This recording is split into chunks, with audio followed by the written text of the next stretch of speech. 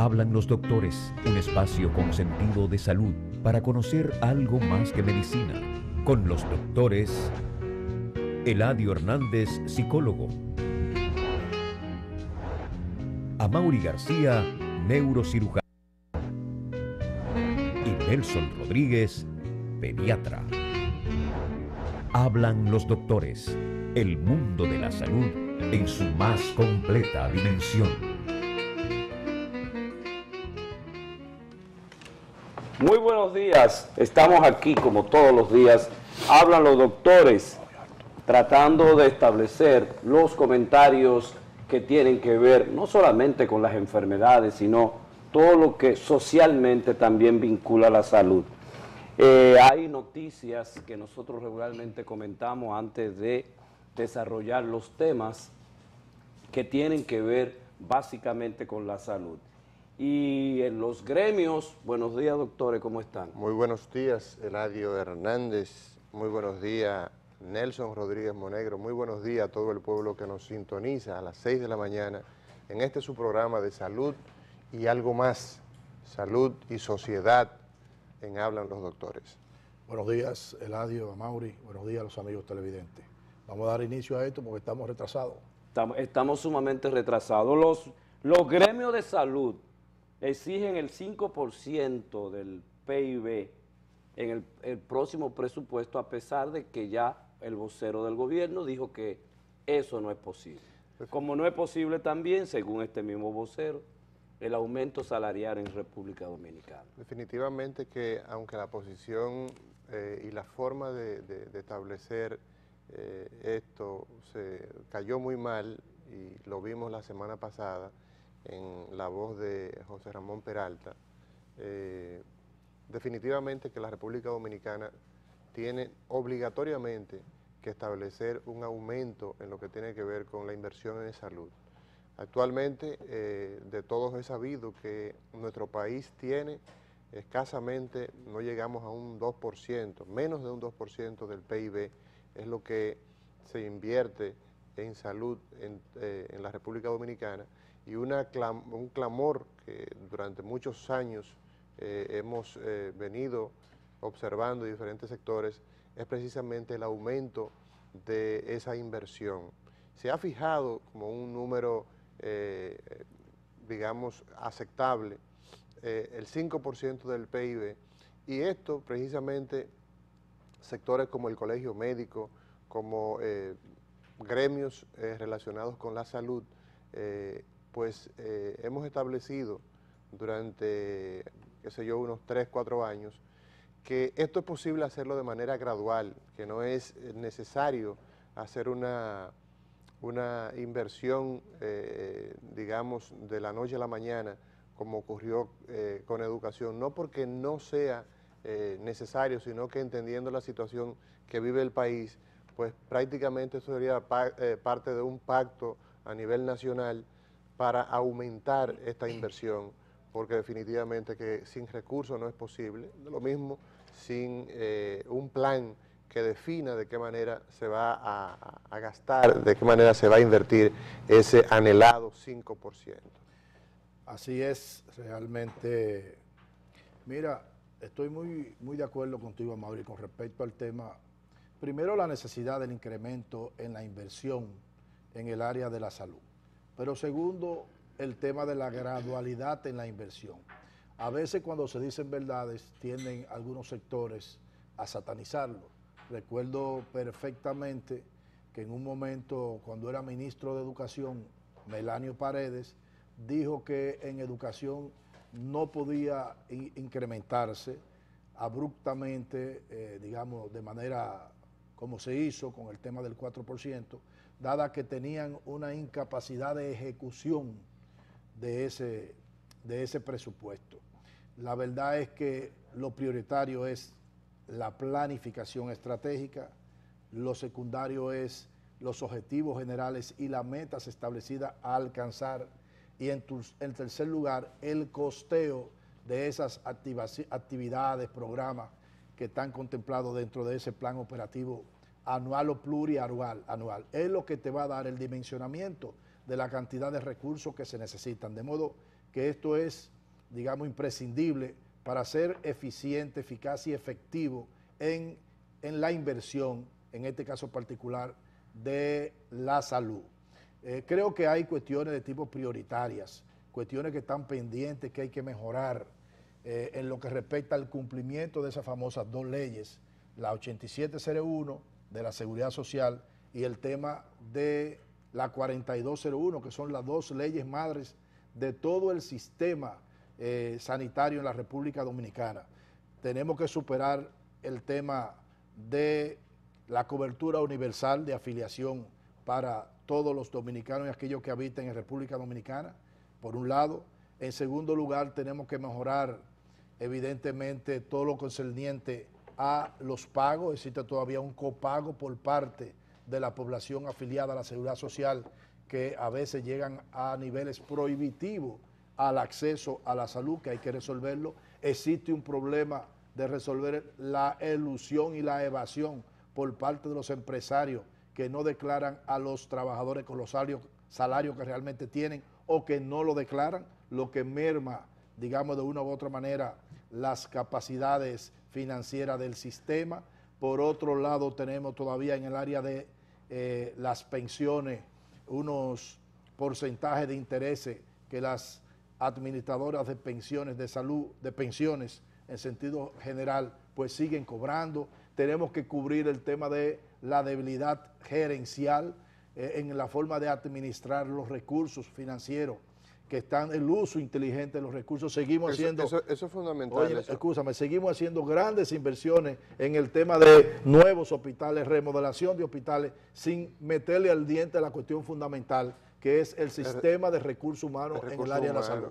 Eso es fundamental, eso que tú dices es probablemente la piedra angular de la debilidad de nuestro sistema. Aquí nosotros tenemos una cantidad extraordinaria de recursos humanos aptos, recursos humanos capacitados, recursos humanos que en la mayoría de los casos, por el desorden existente ancestralmente en nuestro sistema de salud, muchos han decidido salir del sector público y han hecho causa en la medicina privada, alejando en muchos casos estos recursos se han formado con el concurso de las instituciones públicas nacionales. En muchas ocasiones han sido apadrinadas o hemos sido apadrinados a salir fuera del país, pero con el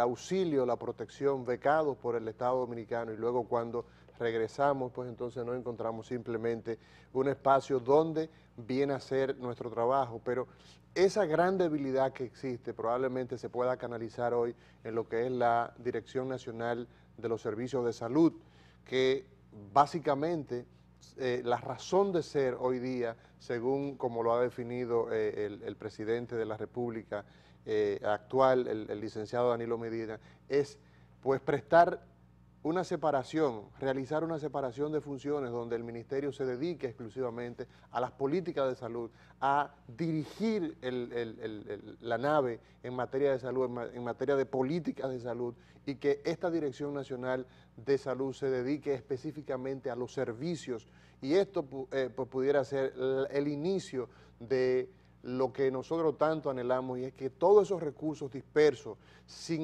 muchas veces aglutinados en grandes ciudades y aún dentro de las grandes ciudades, en centros donde no puede realizar sus funciones, yo creo que es sería la puerta de entrada, Nelson, Eladio, para que el sistema pues se encauce, pero obligatoriamente nosotros necesitamos más inversión. Y esta inversión, como lo hemos dicho en otras ocasiones, no tiene que ser de la noche a la mañana, puede ser de manera gradual. Este año pudiéramos comprometernos, digamos, el año 2016, para que se haga un 0.5%, el año siguiente 0.5%, y ahí tendríamos 1% más de la inversión necesaria, y probablemente ya para el año 2020 tendríamos probablemente el 5% que necesita la salud dominicana. O sea que en conclusión ustedes están de acuerdo con que se haga el aumento de un 5%. Tú estás de acuerdo, la señora que nos está viendo está de acuerdo, porque mira, yo tenía en esta semana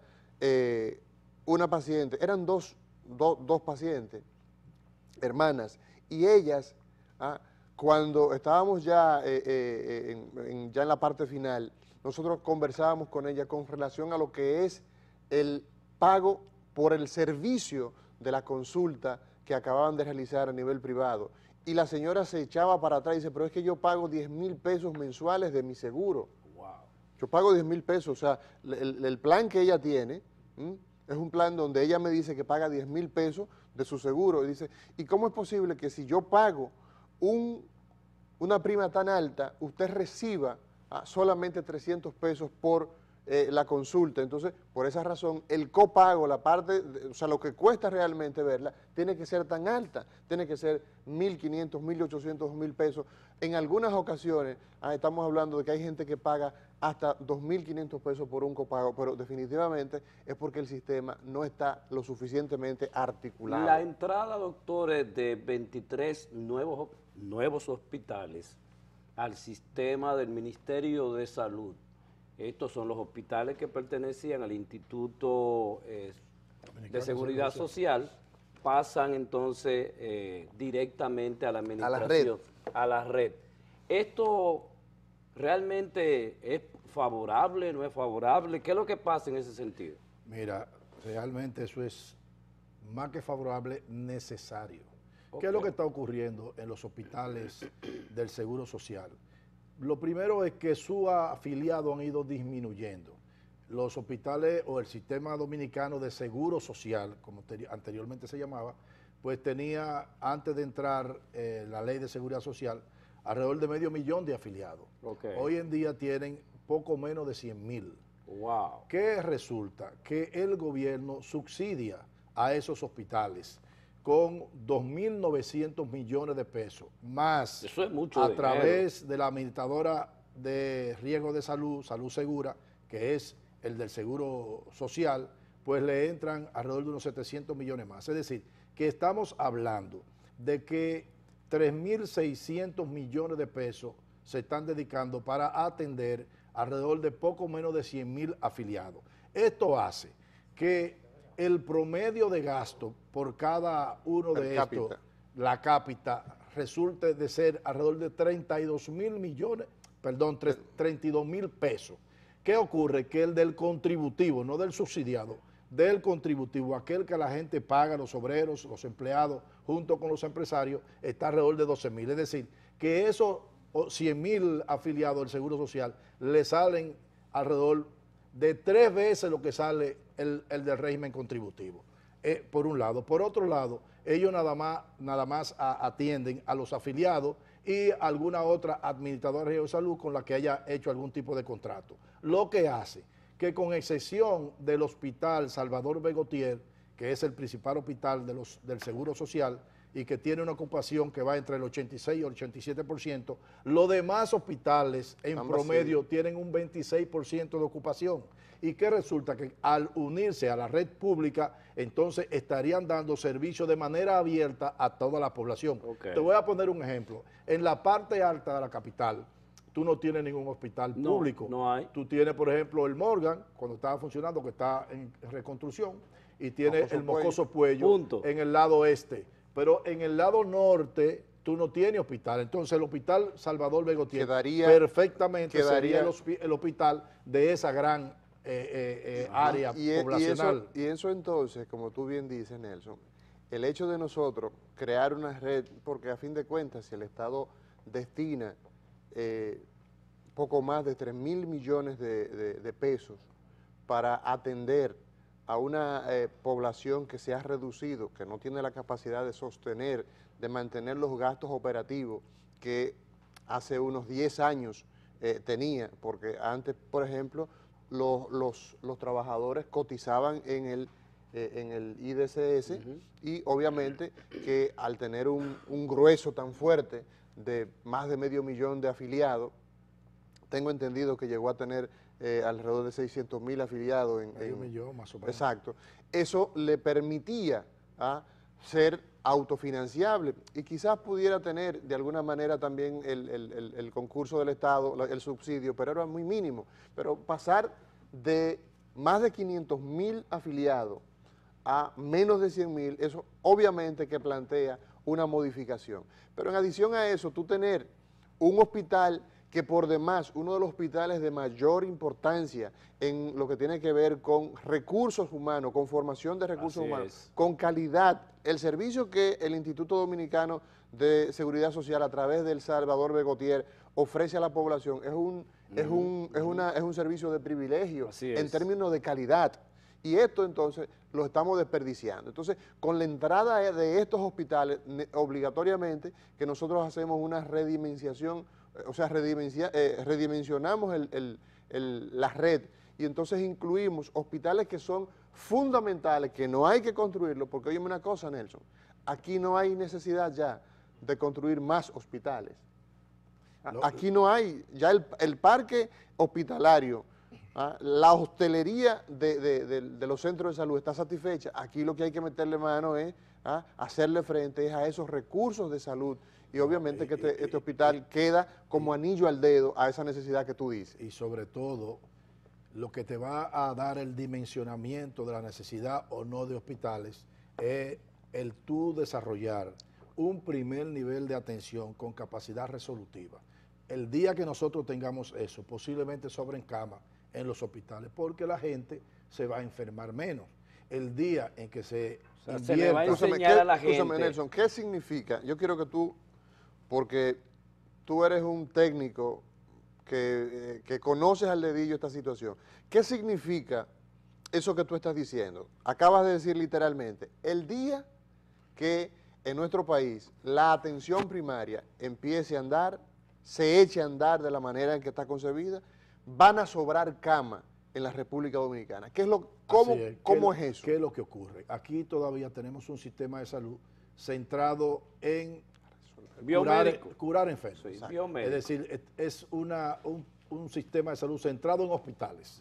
Nosotros todavía no hemos hecho conciencia de la importancia de la inversión en la promoción de la salud y en la prevención de enfermedades, de educar a la gente. Y precisamente una de las funciones fundamentales dentro de una estrategia de atención primaria con un primer nivel de atención, con capacidad resolutiva, esto es, que esté en capacidad de resolver la mayoría de los problemas de salud de la población. Entonces, en esa situación que se dé, evidentemente que tú vas a necesitar menos camas porque la gente se va a enfermar menos. Por eso la importancia de las políticas públicas en términos del desarrollo social. Por eso la importancia, mira, que tiene este gobierno y que en el área de la educación, no solamente con el tema de mejorar cobertura y calidad de educación, sino con el tema del desayuno escolar, del almuerzo, la alimentación. Es decir, en la medida que están mejor alimentados, en esa misma medida se van a enfermar menos. Pero claro. Fíjate, aquí hay parasitosis que prácticamente han desaparecido. ¿Por qué? Porque cambió un hábito, es decir, las famosas uncinariasis, es decir, un parásito que se llama uncinaria, que era el mayor productor de anemia, porque ese parásito se alimenta de sangre en el intestino. Es un ferropénico. Hoy en día prácticamente eso es excepcional que aparezca. ¿Tú sabes por qué? Porque la gente usa zapatos, porque esa larva de ese parásito entraba por la planta de los pies. Y la gente en los campos, yo recuerdo por ejemplo en mi campo, que cuando entraban esos temporales, siendo yo un niño escasamente de unos 6, 7 años, veía a las personas que andaban con los zapatos en las manos, cruzando desde las partes de las montañas hacia la carretera donde nosotros vivíamos, y obviamente que cuando llegaban a la casa de mi abuelo, entonces llegaban a lavarse los pies, se ponían los zapatos para ir al pueblo. Esa era una práctica, común en los campos. Acuérdate que el pobre anteriormente, por eso hemos hablado muchas veces aquí, de que la definición de pobre hay que rehacerla, porque el pobre de antes andaba descalzo. Tú hoy en día no ves una gente descalzo. Yo lo contradigo en ese sentido, porque entonces tenemos que pensar en la caverna, ¿Cómo en las cavernas? Sí, cuando los humanos vivían en la caverna. No, estamos Un hablando... problema de evolución. No, pero No, está bien, bueno, pero eso pero es tú lo parte de lo puedes- mismo. tú lo Es decir, puedes poner como el tú quieras, dominicano pero antes- pobre exacto. ha evolucionado a un estadio que aún siendo... Y es lógico. Bueno, pero Tú qué no- bueno tú que no- ha sido Parece así. que tú no viviste eso, Eladio, pero óyeme, yo no llego a 40 años de edad y te estoy hablando de que en un campo de la República Dominicana que está a menos de 3 horas ¿Dónde de la es eso? capital, eso es en Altamira. Porque tú te vendes aquí como que eres la capital. No, Puerto yo soy, Plata. no, yo soy de Altamira, Puerto Plata, pero llegué aquí. A ti te agarraron, te amarraron en trampa, como Sí. esos salvajes. Óyeme, y estando sobre todo en vacaciones y entre años que estuve viviendo con mi ya extinto abuelo, o abuelos, mi abuela aún vive, doña Ercilia Martínez, pero en casa de Inocencio García la gente agarraba e iba con su zapato en la mano, se lavaba los pies, se ponía sus zapatos y se iba al pueblo, pero oye bien, y cuando la gente venía del pueblo, ¿qué hacía? Llegaba al mismo lugar, Y se quitaba quitaba los sus zapatos. zapatos, se lo amarraba y cruzaba entonces hacia la otra zona. Era Esa era así. la realidad. Y por ahí entonces Fíjate, entraban una serie por de eso te estoy enfermedades diciendo, como la que tú dices. Pero, la mejoría de la calidad de vida. Esa por ejemplo, enfermedad, la enfermedad que se transmite a través de los la calzados. oncinariasis, una parasitosis. Así es. Entonces lo que te quiero decir es que eso desapareció. Fíjate, como una medida fuera del sector salud, mejoró la calidad de vida de la gente. Hoy en día usan calzado, la mayoría, excepcionales. En las zonas urbanas, tú puedes ver una gente descalza así enajenado mental. Así Pero es. eso no se ve en ningún lado ya. Sí. Pero por igual, nosotros cada año tenemos una cantidad importante de lectopirosis, que es una enfermedad bacteriana que también se parece mucho al dengue y a la malaria, y que se adquiere también porque la persona pisa, orina contaminada de animales, ve, porque andan descalzos, porque se bañan, porque los ríos están contaminados. Es decir, si existiera un adecuado saneamiento básico, de modo que el tema, porque aquí se habla con el tema de leptospirosis, se fijan en el ratón, pero no es solamente el ratón. ¿No? Es decir, no, los cerdos. Los cerdos, perros, exacto, es y- decir, y son cualquier- animales que cualquier conviven con animal nosotros. Puede Los transmitir, perros, doctor. Los perros también.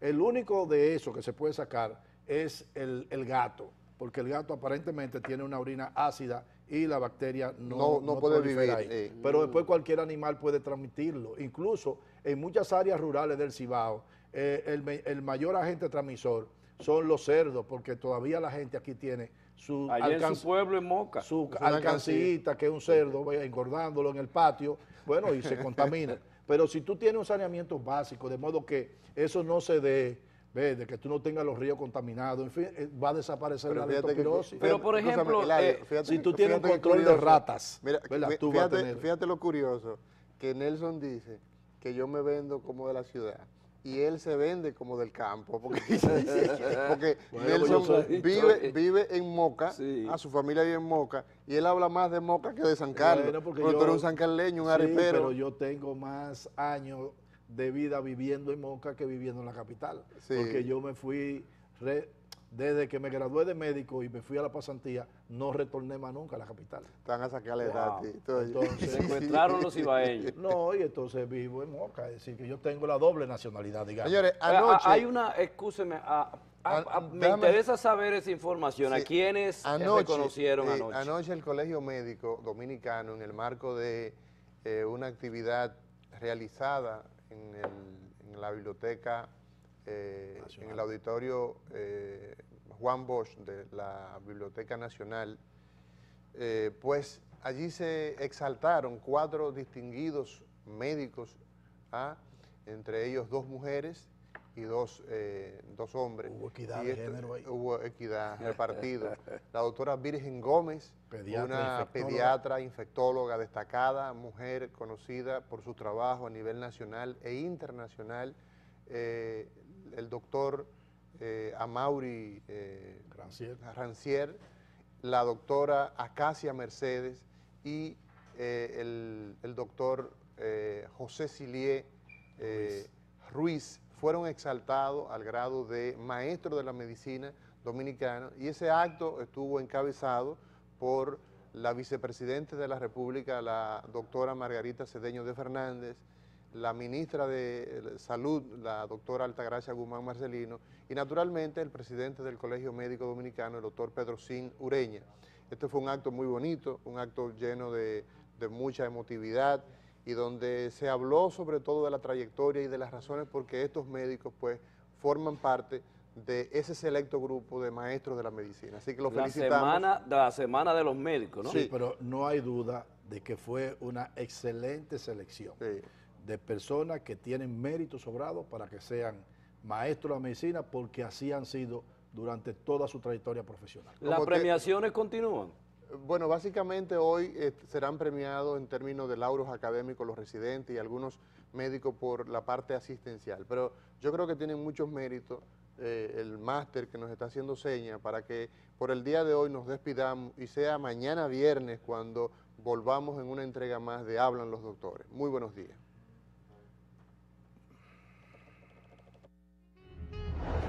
Hablan los doctores, un espacio con sentido de salud para conocer algo más que medicina.